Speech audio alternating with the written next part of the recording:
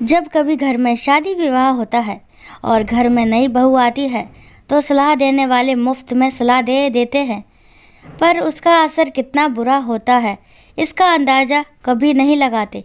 खुद ने ज़िंदगी में कुछ किया हो या ना किया हो, पर दूसरों की प्रेरणा बनने को हर कोई तैयार हो जाता है। ढोलक की थाप पर सब लोग नाच रहे थे। घर में नई नवेली बहू नेहा आ चुकी थी। आज उसकी मुँह दिखाई की रस्म थी। सब लोग बहू की सुंदरता की तारीफ कर रहे थे और बधाइयाँ गा रहे थे, लेकिन कुछ लोग ऐसे भी थे जो नई नई सास बनी बिमला जी को अपनी सलाह देने से पीछे नहीं हट रहे थे। अरे जीजी, बहू को रखना कोई मामूली बात है क्या? मतलब बहू को रखना भैंस को खूंटी से बांधकर रखने के बराबर है। जैसे भैंस खुली रह गई वो इधर उधर हो जाती है, वैसे ही बहू है, छूट मिली नहीं के सिर चढ़ जाती है।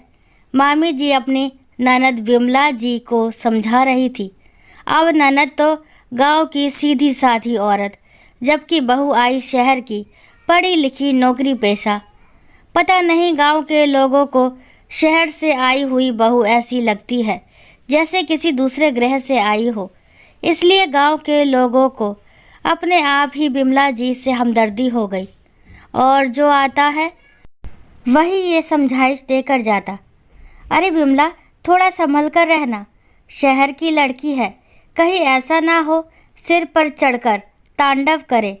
इसलिए जितना दबा कर रखेगी उतना ही अच्छा है। और विमला जी उन लोगों की बातों में आकर खुद को बेचारी समझने लगती। अपने बेटे को संभाल कर रखना, कहीं ऐसा ना हो कि शहरी बहू बेटे को लेकर फुर्र हो जाए और तू हाथ मलती रह जाए। विमला जी ने भी लोगों की बातों में आकर इन कुछ दिनों में खुद को बेचारी और बहू को अत्याचारी सोचकर कई दिव्य स्वप्न भी देख लिए।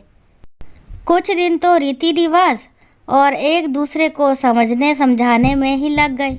कुछ दिनों बाद बेटा बहू के शहर जाने का वक्त आया तो विमला जी अपने बेटे सूरज को समझाने लगी, बेटा बहू पर नज़र रखना, कहीं ऐसा ना हो कि हाथ से निकल जाए और अपनी मनमानी करने लग जाए।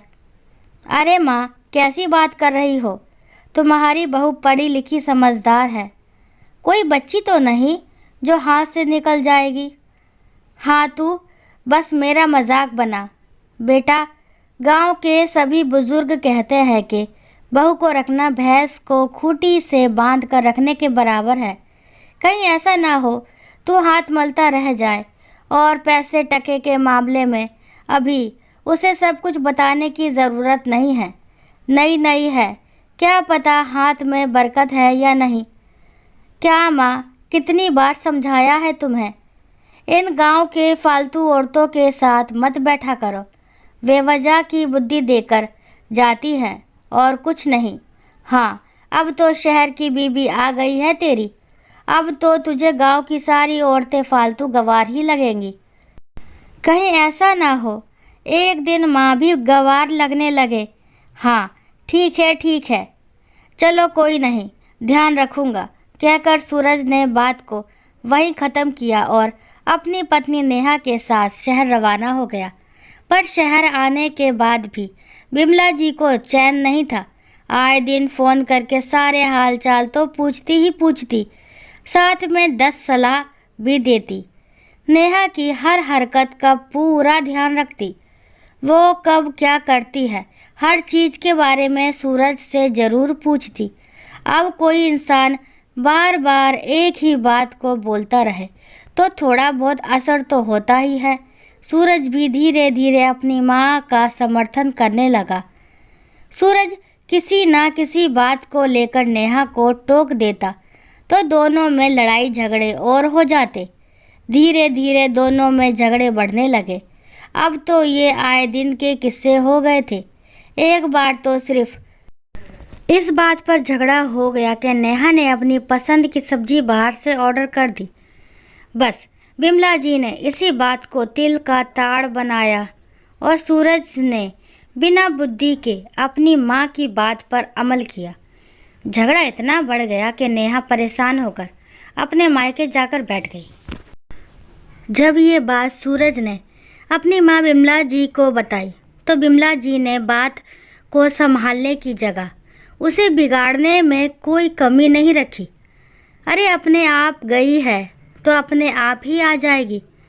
अगर तू आगे होकर उसे लेकर आएगा तो तेरे सिर चढ़कर नाचेगी। एक बार झुक गया तो जिंदगी भर झुकना पड़ेगा। अपनी माँ बिमला जी की बातों में आकर यहाँ सूरज झुकने को तैयार नहीं हो रहा था और उधर अपने स्वाभिमान की धज्जियाँ उड़ते देखकर नेहा झुकने को तैयार नहीं थी। आखिर क्यों झुके? गलत थोड़ी न थी। उस समय बिमला जी को सिर्फ खुद का बेटा दिख रहा था। नारीत्व तो कहीं गायब हो चुका था।